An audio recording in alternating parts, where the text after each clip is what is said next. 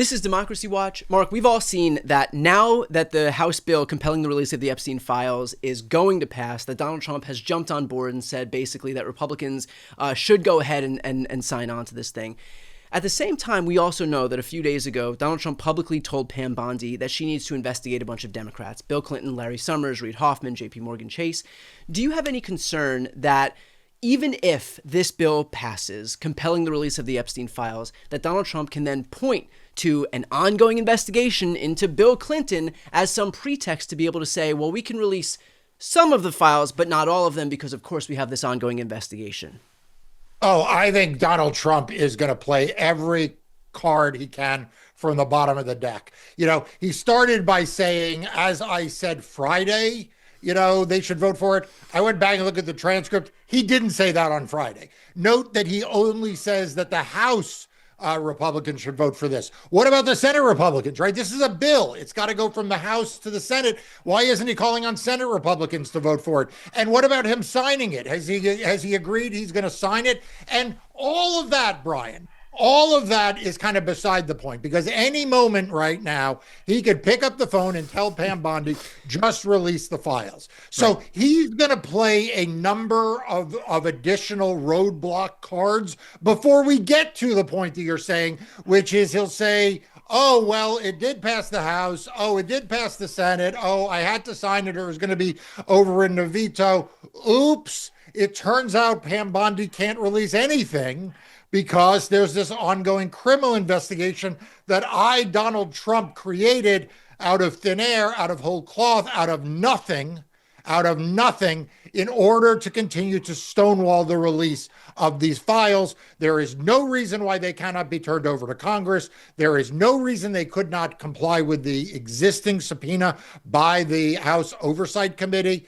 And all of this is just a game by Donald Trump to try to stall the inevitable, which is the release of more and more emails, more and more documents, and maybe, just maybe, Brian, some videos or photos. It's worth asking, too, if there was some criminality that was perpetuated by Bill Clinton or Larry Summers or Reid Hoffman or JP Morgan Chase or any other Democrats, frankly, wouldn't that already be contained within the hundreds of thousands of documents where they already investigated all of this over the course of years and years and years? I mean, isn't that the whole point of being able to look at the documents to see all of the people that were involved? It's not like this investigation was only focused on Republicans. Anybody who was caught up in this dragnet of Jeffrey Epstein's criminality would presumably be contained already within the files that exist.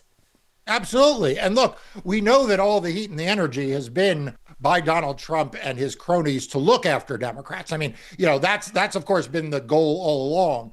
But, you're right. I mean, to the extent that there was a full investigation of everyone involved with Jeffrey Epstein, you'd expect that would include everything.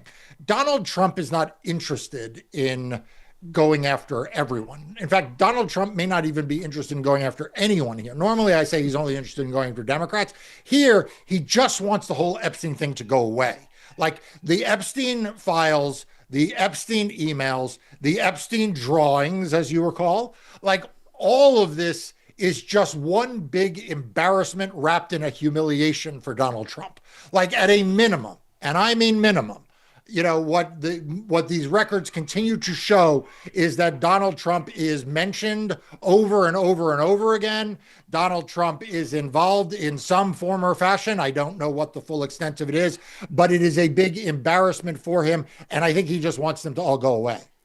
Mark, I have to ask, too, I had read your newsletter, your Democracy Docket newsletter, and you posed a series of questions that reporters should be asking Donald Trump in light of this Epstein news. And so can you give some of those questions that you think reporters should be asking that we're not hearing any of these reporters ask Donald Trump?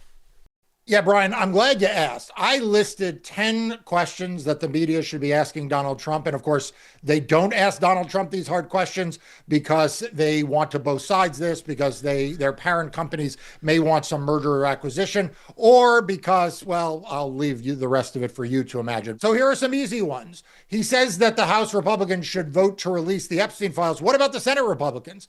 Will you publicly state that they should release the files as well? Will you commit to signing into law any House bill that obtains the release?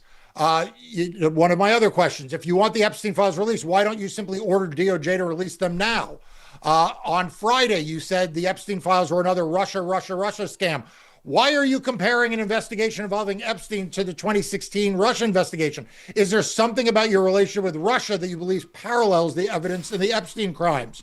Another one, in one of the released emails, Mark Epstein tells Jeffrey to ask Steve Bannon if Putin has pictures of Trump blowing Bubba. Who's Bubba? Do you know whether Vladimir Putin has any photos of you performing a sex act with someone named Bubba? In the Friday Post, you claim records show that these men and many others spent large portions of their life with Epstein on his island. What records are you referring to? Have you reviewed portions of the Epstein files? Are you personally familiar with flight logs or other records related to the island? And I ended with, are you willing to answer these questions and other under oath? Would you be willing to waive the immunity the Supreme Court gave you and any immunity you may have regarding Epstein and release the records? Now, that's just a handful of them, and I would love to see the legacy media ask these questions, and if he doesn't answer them, ask them again. I should note, too, for anybody who's watching, if you're not yet signed up for Mark's newsletter, highly recommend that you sign up. I'm going to put the link to Democracy Docket right here on the screen and also in the post description of this video.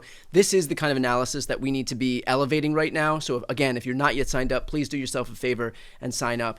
Mark, it's worth asking here, even if Donald Trump doesn't allow the DOJ to release any of this stuff, do you have confidence that what we're getting from the Epstein estate will be at least to some degree satisfactory in terms of exposing the criminality that we've seen? Look, I think we're getting a lot from the Epstein estate. That's clear. And I suspect that there's going to be even more that comes from the estate and also comes from others, right? Because, there are other witnesses who will have emails, who will have other documents as well.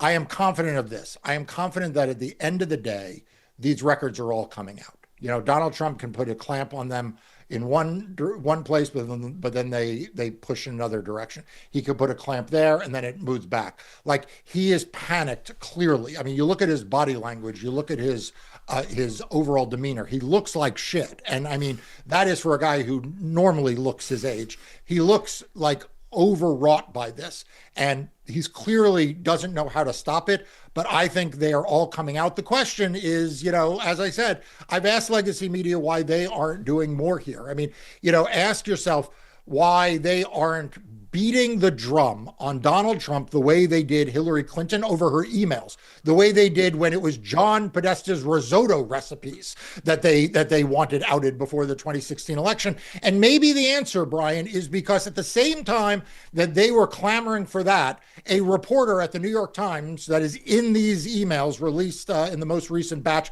by the House committee is chortling it up with Jeffrey Epstein about pictures that Epstein may have of Donald Trump with girls in bikinis. And right. So this is from top to bottom one of the greatest scandals in American history, what Donald Trump is doing in trying to hold these records back. And you ask yourself, why isn't the media covering it that well? Well, I mentioned the New York Times. CBS News seems like they are, now in the suck up to Donald Trump mode, having paid $16 million trying to get their media mergers done. ABC News is in suck up to Trump mode, as Disney also paid money to Donald Trump. And, and remember what they did with Jimmy Kimmel until there was an outrage.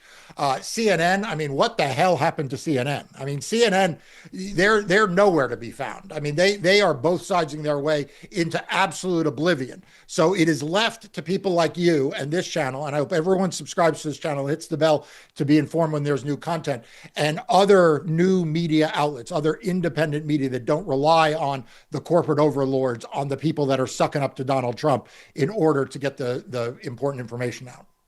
I have to ask, too, what do you make of the fact that there were Republicans who, even up to the very last minute, like Troy Nehls, for example, who said that this is just a Democrat hoax, for notwithstanding the fact that it was Dan Bongino, it was Kash Patel, it was Alina Habba, it was Donald Trump himself, all of J.D. Vance, all of whom went on the campaign trail and said that we need to release the Epstein files. It wasn't the Democrats who were out there. It was the Republicans. To their credit, the Republicans who were out there saying that they need to release those files.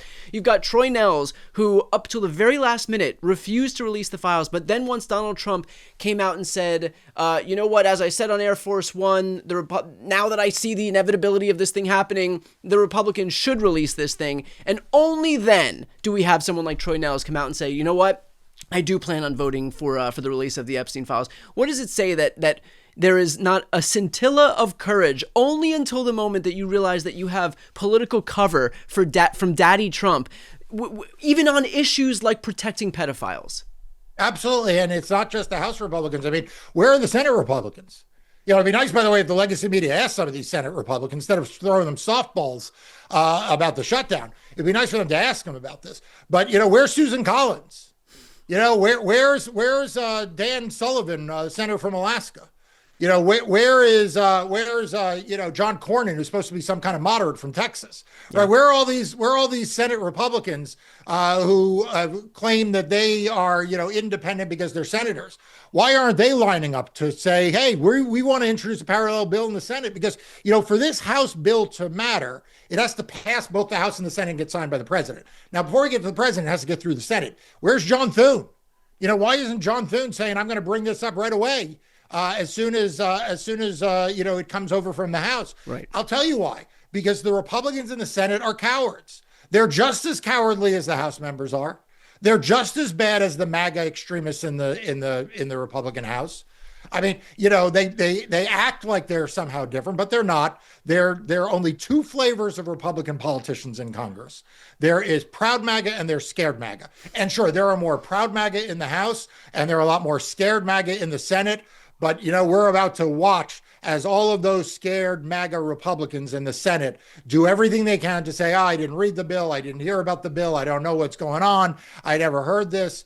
Well, it's all a bunch of bullshit. So everyone needs to call their Republican senator and tell them to pick this up and make sure there's a vote.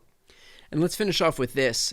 Because you're in this space, because I'm in this space, I'm curious what your thoughts are on this idea of Kash Patel and Dan Bongino ever returning back to the world of political commentary after their time in office is over and trying to preserve a modicum of respectability, given the fact that they built their brands on this idea that they were going to be these champions for transparency and accountability. And instead, not only have they not sought transparency, not only have they not sought accountability, they are involved in the very effort to suppress these files that those guys themselves had condemned for so long while they were raking in tons of money as podcast hosts, only up until the moment that they became the very thing that they claim to hate.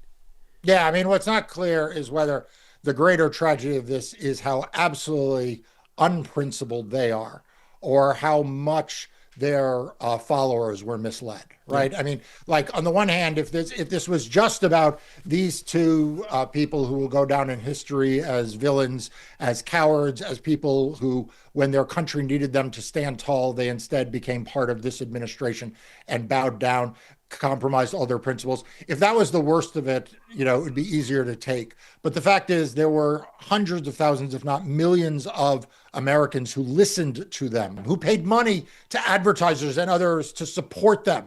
And they have all now been, victimized and misled. Because as you say, a lot of those folks wanted the Epstein files released for the right reasons. They wanted to find out who were the powerful men who were taking advantage of these girls, along with Jeffrey Epstein. And to the extent that those people were then victimized by unscrupulous podcast hosts turned Trump sycophant government officials, it makes it even worse. We'll leave it there. Again, for those who are watching right now, to support the invaluable work that Mark is doing, not just in the media space, which could not be more important, but also ground zero in the courts where it matters most. A small step that we can all take to support his work is to sign up for Democracy Docket. I'm going to put that link right here on the screen and also in the post description of this video. If you're not yet signed up, please do yourself a favor and sign up. I'm Brian Tyler Cohen. I'm Mark Elias. This is Democracy Watch.